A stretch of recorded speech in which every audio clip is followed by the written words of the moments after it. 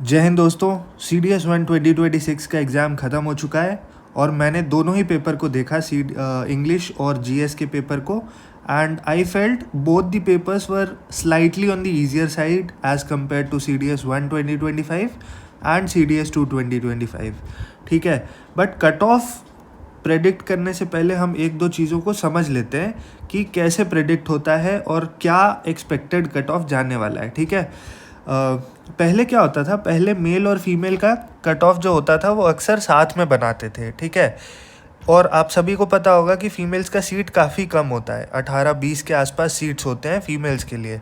ठीक है, तो जो लड़कियां होती हैं वो जनरली थोड़ी सी सीरियस होती हैं पढ़ाई में, प्लस चूँकि उनका जो नंबर ऑफ़ सीट्स कम है तो उनको रिटर्न में काफ़ी मार्क्स ज़्यादा स्कोर करना पड़ता था ताकि वो मेरिट इन हो सके एसएसबी के बाद। ठीक है, तो उनके मन में ये डर हमेशा रहता था कि कहीं वो मेरिट आउट ना हो जाए, इसी वजह से वो थोड़ा एक्स्ट्रा एफर्ट हमेशा डालती थी। तो पहले क्या होता था कि जब कट ऑफ सेम बनता था तो लड़कों के लिए भी कट ऑफ इन्फ्लेट हो जाता था बिकॉज ऑफ गर्ल कैंडिडेट्स। ठीक है, तो लड़कों के लिए अभी खुशखबरी ये है कि अब लड़कियों का चूँकि कट ऑफ अलग बनेगा तो लड़कों का कम रहने वाला है। It will be on the lower side. ठीक है, सो इन एनी सर्कमस्टांसेस मेल का जो कट ऑफ है ओटीए का वो 85 के ऊपर तो नहीं जा रहा है।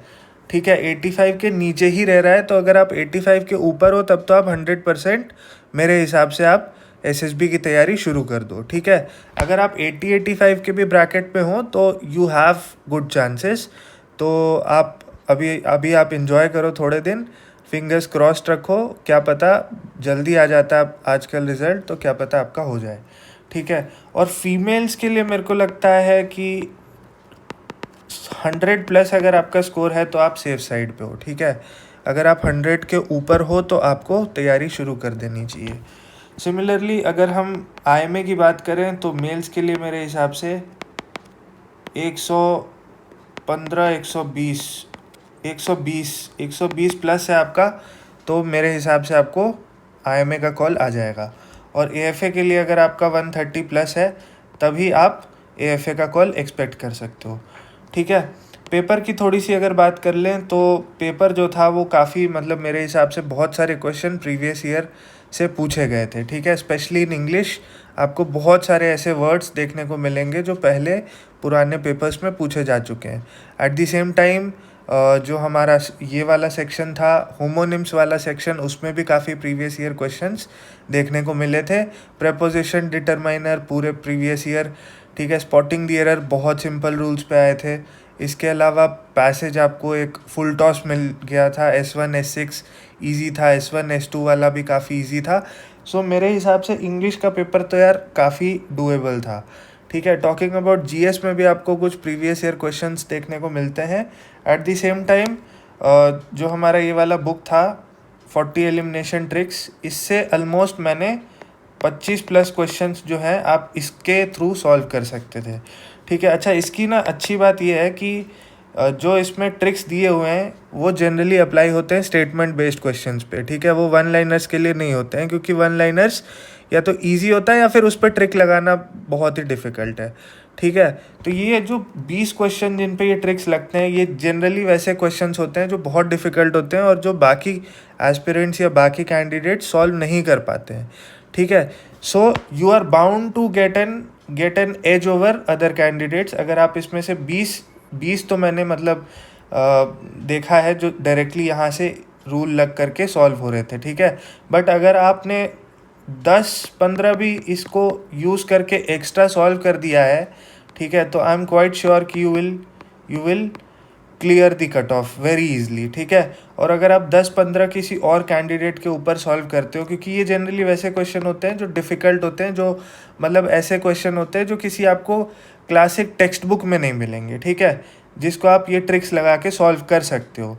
और जो वन लाइनर्स होते हैं वो जनरली इजी होते हैं या फिर वो डिफ़िकल्ट भी होते हैं, तो सबके लिए डिफ़िकल्ट होते हैं।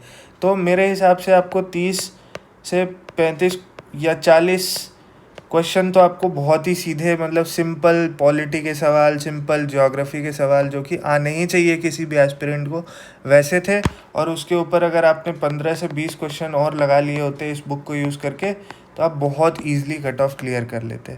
ठीक है, तो अभी मैं इंग्लिश का एनालिसिस कर रहा हूँ, मैं उसका आंसर की अपने चैनल पे अपलोड कर दूँगा। और इसके साथ साथ मैं एक वीडियो बनाने वाला हूँ कि अगर मैं आपकी जगह पे होता तो मैं कैसे अप्रोच करता इंग्लिश के पेपर को, और मैं कैसे उन क्वेश्चंस को अप्रोच करता जो मुझे नहीं आते थे, बट मैं उसको कैसे अप्रोच करता और कैसे अपनी एक्यूरेसी बढ़ाता, so that I could easily get at least 70+ marks in my English paper. ठीक है, और फिर मैं साथ में कुछ स्क्रीनशॉट्स भी लगा दूंगा जो कि डायरेक्टली जो मैंने उसमें अपने पीडीएफ्स वगैरह अपलोड किए थे टेलीग्राम चैनल में, उससे आए हैं। तो ऑलमोस्ट 70% क्वेश्चंस जो होमोनिम्स के हैं वो सीधे सीधे आए हैं जो पीडीएफ मैंने डाला था। उसके अलावा जो 2-3 सवाल थे वो इतने ईजी थे कि आप कर लेते। तो अगर आप पीडीएफ यूज़ करा होता तो आप 9 क्वेश्चन तो कर ही लेते बहुत आराम से।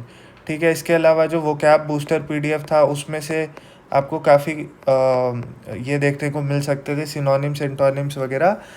ठीक है, अगर किसी ने यूज़ करा होता, कोई सिंसियर रहा हो 4-5 महीने, तो उसको चेंज दिखा होगा फॉर श्योर।